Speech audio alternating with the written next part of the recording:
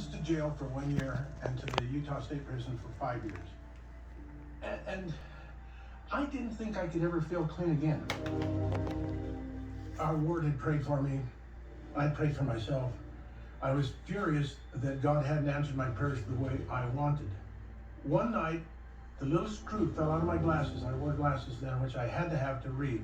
So I'm holding my broken glasses, going back up the hill to where I was housed.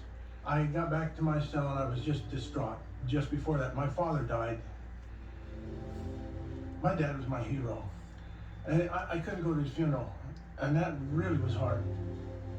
And I stood on the second tier of the pod, looking down, thought, I just can't do this anymore. I can't live, it's not worth it.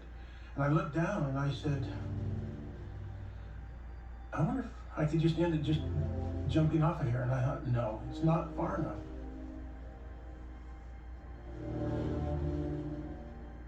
I went back and got on my bunk and I knelt down and prayed and I said, Heavenly Father, if you love me, as everybody says you do, and as you say you do, you better help me, because I don't know who I am. I'm a blank sheet of paper. You can do with me as you want, because I'm at the end of my rope. This is exactly what the prodigal son did when he came to himself and he finally decided, it's over, I need to go back to my father's home. From that moment, little snippets of inspiration started coming to me. It became a very spiritual experience for me after a very bitter start. I started to pray more fervently and more often. I began to reread the scriptures. I was reading for meaning and spiritual strength. I had learned 30 hymns because I was in a piano class.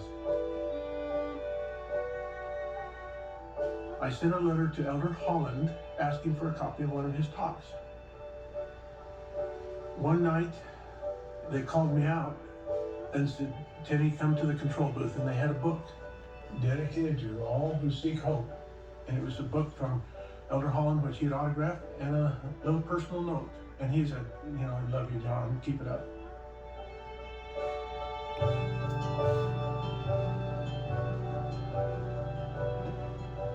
By the time I got out of prison, I was all in, and I am now. And now I want to help other people. The last step of the addiction recovery is once you've reached that step, share your message. They sent us a list of all the names in the jail.